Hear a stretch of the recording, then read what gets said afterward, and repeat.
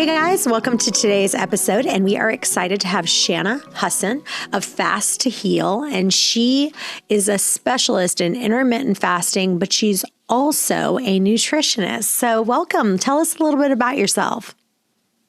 Thanks for having me on the show today. Yeah, I am a registered dietitian. I've been in the nutrition field for over 20 years. So it's been a long time, but a lot of changes in the way I approach nutrition from when I started out in the field up until now. Mainly in the last couple of years that I've done pretty much a 180 from what I used to teach. I used to teach a lot of the standard guidelines with, that's how dietitians are trained, is in the conventional system and in with the conventional nutrition methods. And after about 10 years of that and not seeing a lot of success or progress with clients, and then starting to question some of my own health issues that I was having, and kind of putting two and two together with the standard guidelines not really benefiting me or a lot of the people that I was working with. I discovered intermittent fasting a couple of years ago, and of course, I was very resistant to it when I first started to learn about it, but I've implemented that along with a lot of different ways in how I approach nutritional therapy with my clients. And I've seen a lot of success in the last couple of years. So very, very happy and excited about that.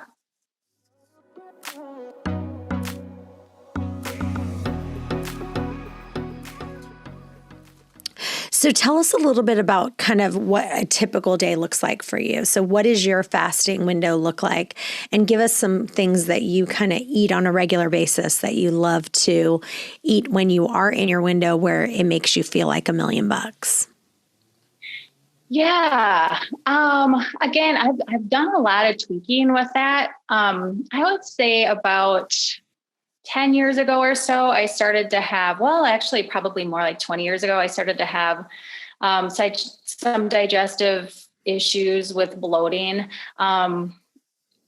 I ate any type of grains, which I thought was really healthy for me, of course, in the morning, I used to eat oatmeal almost every day, that or like a whole grain, because, we were supposed to eat whole grain bagel with peanut butter or something along those lines. And by lunchtime, I was ready to bust out of my pants. I was so bloated. So, I've taken a lot of grains out, but it took me a long time to get to that point to know that I wasn't digesting them well.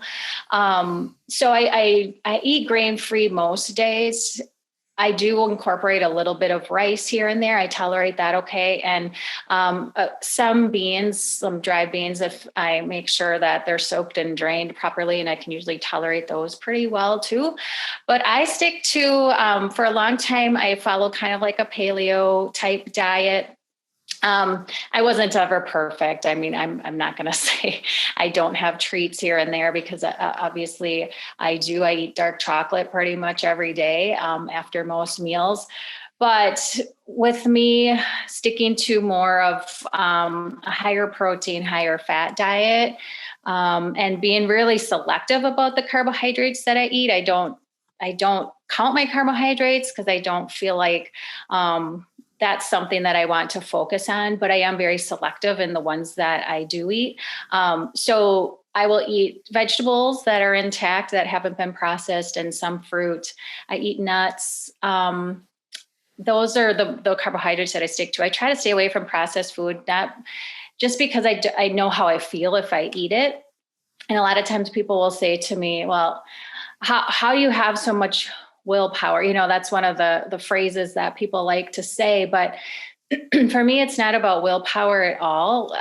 When I eat higher fat, higher protein, I don't have the cravings that I used to have.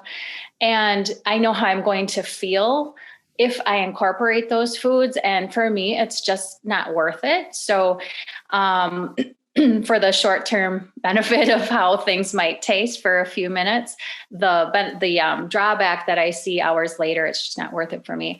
So my typical day would be, I usually fast anywhere between 18 and 20 hours because I feel really well when I do that. I almost always push my eating time or my window back until like early afternoon to late afternoon. That's what works well for me.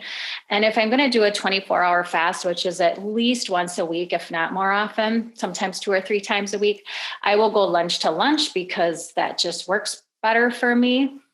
I have more trouble waiting until later in the day to prolong my fast. I do better when I eat a little bit earlier, like maybe around 1 or so. I don't have any trouble not eating dinner because usually I've eaten such filling foods that I'm not even really hungry. And we have 3 kids in our household, and they usually have activities going on now that the restrictions have lifted, which has been awesome. They usually have things going on at night. And so I just choose not to have a meal anyway, because I'm not really hungry.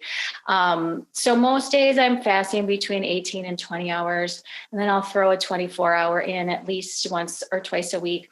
Every probably 2 weeks to at least monthly, I'll throw like a 42-hour fast, sometimes a 48-hour fast.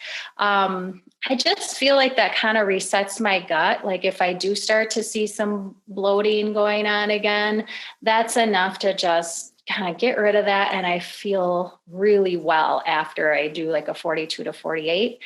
I don't do a lot of extended fasts past that. I have done a couple of 3-day fasts. But for me, my goals are different than a lot of other people. And so that's what works well. And then usually on the weekend, usually on Sunday, I'll open my window earlier and I'll have like my feast day that day so that I'm not always eating at the same time of the day. And I teach my clients this all the time too, like changing things up is so critical for long-term success. We can't just feed our bodies at the exact same time every single day because, our bodies will come to expect food at that same time.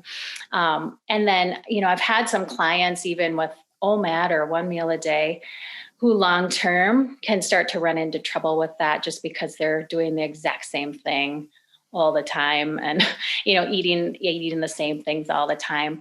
But to answer your question about what I typically eat, I make sure, and this is what I teach my clients, and it's really simplistic and it works well for me and for most people. I really try to keep processed food minimal. And then I always make sure I'm picking some sort of healthy fat, if not 2 healthy fats at each meal, some sort of natural protein, and then some sort of intact carbohydrate that hasn't been processed. And if I can get those foods in, that works really well. And some of my favorite go-tos are like canned salmon or canned tuna that hasn't been farmed. I'll mix that with some mayo and celery. And we have our own chickens here, so I eat a lot of eggs, and then I just kind of fill in from there with fruits and vegetables. But those are some of my favorite go-tos.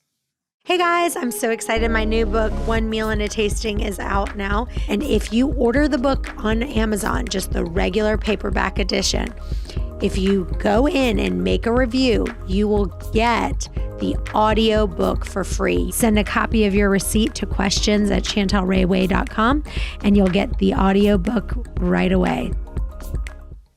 Awesome. So let's talk about one of the things that I hear people saying all the time is they feel like they're just constantly craving sweet foods and craving grains. So let's talk about a little bit of mindset of how to get your appetite to be a more natural appetite control and also to eliminate those sweet cravings and what you're doing mentally to being able to say, even though I am craving something sweet, what are you doing to kind of do that self-talk to get rid of that pattern? Yeah. Food cravings and sugar and carbohydrate cravings are very, very real. Sometimes some professionals will discount food cravings as being not an actual thing. And oh my goodness, I mean, I think sugar is just as addictive as any drug out there. But when I work with clients who are very carbohydrate addicted or very sugar addicted, that's telling me, even if they're not overweight or haven't been very ill for a long time, like that's telling me you're not metabolizing carbohydrates well. Like the things that you crave are usually the things that you aren't metabolically handling very well. So what I do, I don't like to put a lot of restrictions on anybody, because what I teach is really to balance fasting and feasting to find nutritional peace, meaning like, what makes you feel good. What your body runs on optimally. And to get there, sometimes it is necessary to have a little bit of restriction for a little while. So what I usually do if people are really struggling with carbohydrate addiction, yes, it's a mindset first and foremost. Like you have to be in a place where you say, okay, hey, like I've been dealing with this for a long time. I recognize it. I'm ready to do something about it. But what I find works really, really well if people are really struggling to get rid of addiction or to move into an intermittent fasting lifestyle because they can't go more than a few hours without eating. I mean, obviously they're sugar burners and we need to try to transition them to being more of a fat burner, we'll start with restricting carbohydrates to, I don't know, maybe under 100 or under 50, but not for a really long time. It's just to get those cravings under control, because when you restrict the carbohydrates for a time and increase the protein and fat, then you see those cravings start to diminish. Another method that I teach and I recommend for clients who work with me who have really severe addiction is either, and they're not ready to jump into a longer fast, because longer fast will definitely help with that.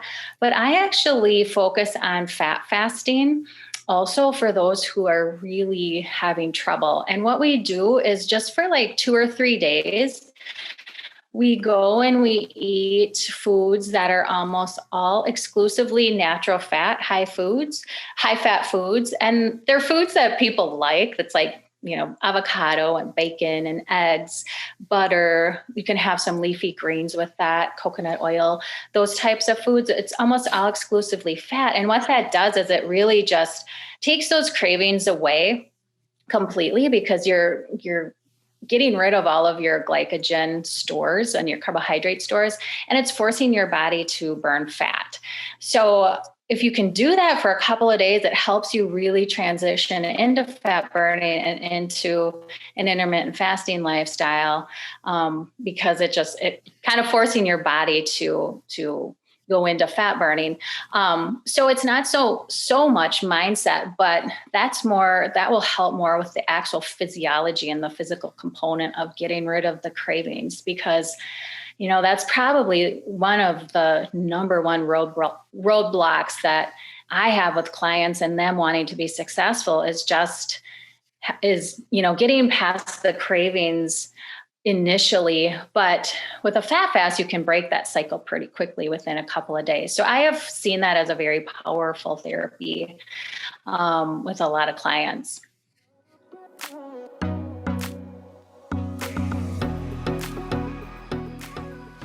I love that. So let's talk about how to make a 24-hour fast easier.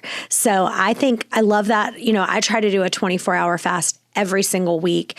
And if I really am kind of taking it to the next level, I love to add a 48-hour fast into my routine. So I want you to talk about both of those, like kind of what does that look like for you for the 24-hour fast? And then also adding in either that 42 to 48-hour fast.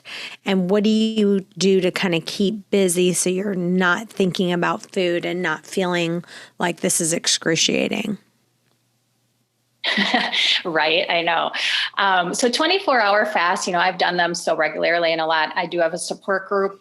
And so I always tell people, if you're doing your first 24-hour or 48-hour fast, like pop that into our support group, or, if they're in your support group, whatever support you have, pop it into there and just tell everyone that you're doing it. And even if you come up short, it's okay.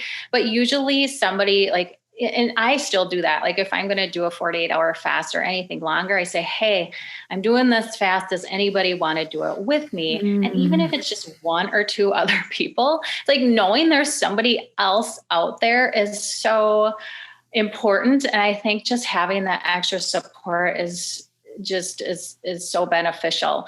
So that's one thing that I recommend. Obviously staying hydrated, especially if you're doing a 48-hour fast. If I do anything past 24, 36-ish, I usually will drink a little pickle juice, and I make my own pickles. So I know that there's nothing added to that. But especially if I'm doing 2 or 3 day fast, I drink at least a cup of pickle juice every day that I'm fasting. That, or you could just use like a teaspoon of Redmond salt, something along those lines. But if you don't keep your electrolytes, your sodium levels up, you're going to get a headache. You're going to, things are going to go downhill pretty quickly, and you're not going to want to continue the fast. So hydration is super important. And I've learned the hard way with a couple of longer fasts that I've done. I used to be a complete diet soda addict. Coke Zero, Diet Coke were my favorites. And I don't have them in the house even to this day because they will just tempt me. I wish that I could say I hate diet soda at this point. But if it's there, I will be tempted to drink it. So I cannot have it in my house. But the first couple of longer fasts that I did, I would be like, okay, I'm just going to have a diet soda on day 2 because I need to get through this fast. That'll make it, have something to look forward to. And that was bad. Like I could immediately tell it made me feel hungry. I almost felt like a little bit nauseous from the caffeine and a little bit headachy. So I quickly learned not to do that again. So hydration, support, electrolytes. And then another thing that I have my clients do when they work with me individually, and then I run some online challenges and programs, is come up with a list of things that you can do during a longer fast or even a 24-hour fast. Like maybe you list 10 or 20 things that you keep special for just that time that you're fasting. So maybe you catch up on some magazines that you never have time to read, or you call a special friend that you don't have time to catch up with, or you don't make time, or, you binge watch a couple of episodes of whatever you love on Netflix just to get you through some of those harder times where you're feeling hungry. And I know for me, like I said, my toughest time, if I'm doing a 24-hour fast or a 48-hour fast, my toughest time is always when I typically break my fast. For me, it's usually between noon and 2. And if I can wait that out, I usually don't have much of a problem making it through the rest of the time. And then picking a day where you're busy, but not super physically active. And that's another thing that I've learned is that if I'm doing a longer fast, I run like a couple of days a week. I walk and I strength train. And when I'm in a longer fast, I try to stick to just the walking during that time because you don't want to do a lot of physical activity, a lot of hard workouts that's going to stimulate your appetite. So save those for when you're not, or you can do your exercise right before you're going to break your fast and replenish your muscles after they've worked. But those are a couple of tricks that I've learned along the way. Hey guys, I'd love for you guys to listen to a podcast that we did about the side effects from wine and the differences between natural wine and traditional wine. So go to chantelrayway.com/wine and you'll see transcripts, you'll see some different episodes. But here's the thing, you can get your penny bottle now of dry farm wines and make the decision that if you're going to have wine, to make sure you have the most natural, healthy wine in the world with no additives, only natural ingredients. All the other wines out there have so much sulfate, so much sugar. Why put that poison in your body? So get your penny bottle now at chantelrayway.com/wine. So tell us, how do you make your homemade pickle juice? I can pickles. My mom and my grandma's still alive. I think she's like 95. She's amazing. But they come over in August and we can our own pickles. So all we do is, and honestly, I don't know the recipe that well because my grandma's been doing it for so long that she just kind of takes over, but they bring their bushel of pickles over and they bring their salt and it's just salt and pickling, like a pickling seasoning mix. And then they make the brine and that's all we do. And they last me throughout the year. So I always drink pickle juice from there. But if you don't have your own homemade pickle juice, I always make sure that there's no artificial colors added to your pickles and that there's no sweetener added. And then you can usually do fine with just a store-bought pickles.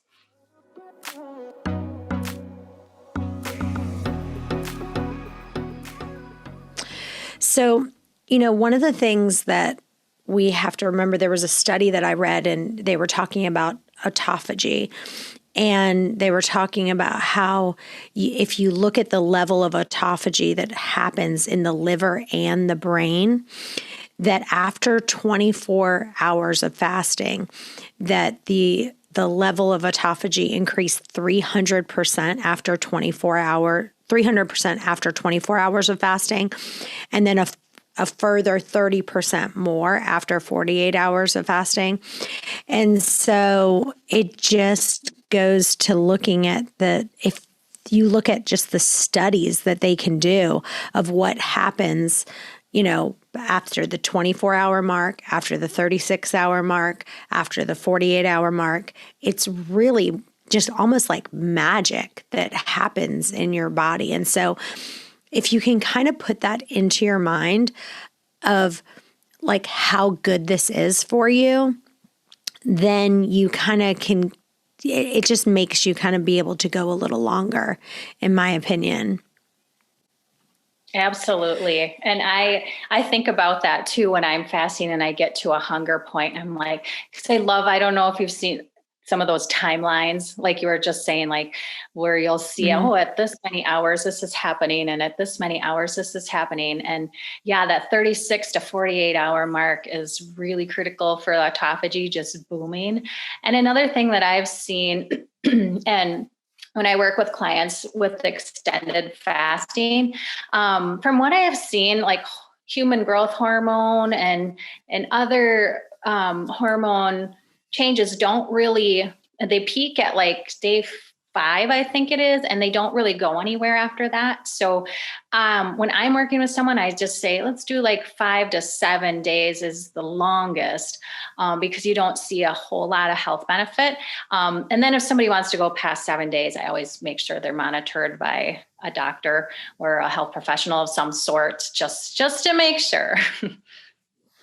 Yeah. And if you guys are listening, I'd love for you guys to listen to, we did an entire episode on what are the best days to fast with Dr. Mindy Pelz. And that is absolutely crucial. So if you still have a menstrual cycle, if you're a woman, the only days that I believe that you should be fasting, on even a 24, like I don't do a 24-hour fast, a 48-hour fast, or a 36, unless it's those specific days. And we go through that in detail in that podcast under Dr. Mindy Pelz. So I really highly encourage you to look at that. Are there any days for you that you say, do you kind of look at your cycle of what days, hey, I'm not going to fast? I do. And I follow Dr. Mindy as well. I love her. And she's got a lot of great information, especially with hormonal health. But I outline this in my book. There's a section called Special Considerations for Women. And that is what I teach as well. Is like, if you want to do a longer fast, either do it the week after your menstrual cycle or the week after that, when progesterone is lower, because in weeks 3 and 4, the week prior to your cycle or the week of your cycle, it's going to be hard to do extended fasts, and your body is wanting more carbohydrates at that time to support the hormones changing. So yes, that's when people work with me individually, that's right on their intake form about their menstrual cycles. And so I know, kind of where they're at and when to throw some longer fasts. I still, like, if I'm the week before or the week of, I still might throw a 24-hour in there, only if I'm not feeling hungry. But I'm really careful then to make sure I have a feast day later in the week with higher carbohydrate intake as well. And when I'm working with somebody individually, even if they're on a lower carbohydrate restriction for a while to help reverse insulin resistance, I will have them either throw in 1 week out of the month where they're higher carbohydrate, or 1 day a week where they're higher carbohydrate, just to get that carbohydrate cycling, the help with some healthy carbohydrate options throughout their month for sure. Hey guys, I really want you to join our intermittent fasting and OMAD Facebook group. We're doing tons of giveaways right now for posting your before and after pictures, and just for posting a question in there. We're giving away free protein shakes, some digest aid, all kinds of fun stuff. So please join our intermittent fasting and OMAD Facebook group. The link is in the show notes.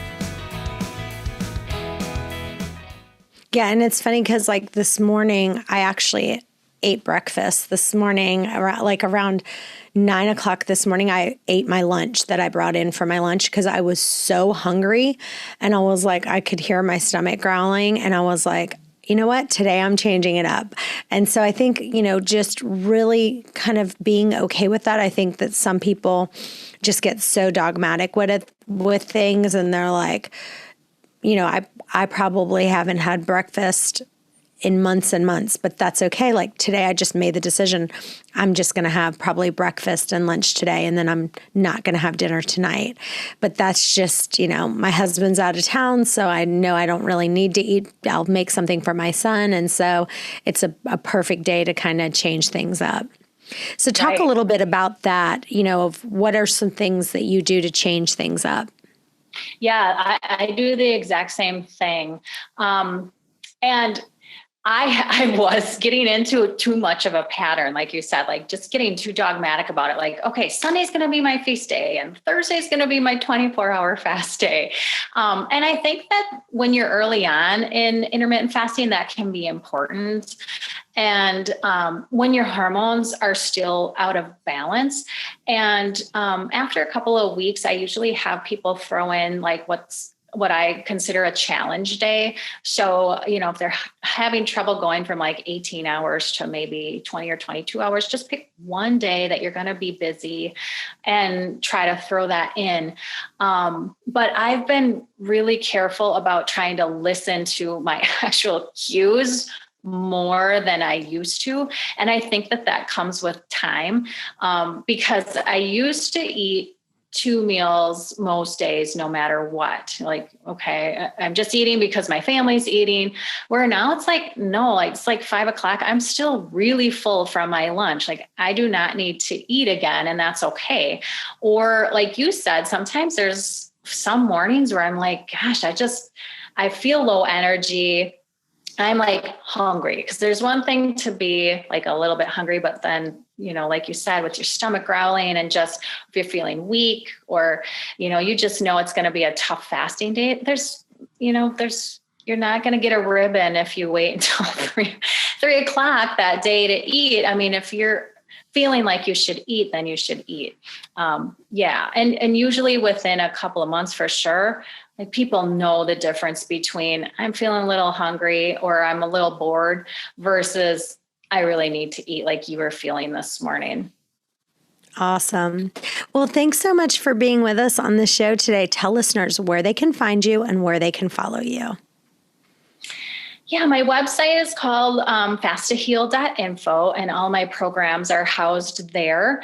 My book is called Fast to Heal as well. That's available on Amazon in paperback and on Kindle versions, and the digital version is at fasttoheal.info.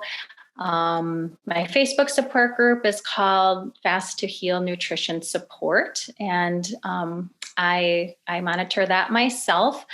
And my podcast is called Fast to Heal Stories. So that's all about people who've gone through my programs or implemented the intermittent fasting lifestyle and done well, and sharing their stories so others can be inspired by them and adapt the lifestyle as well. Awesome. Well, you guys stay tuned. We've got another episode coming up in just a few. Bye-bye for now.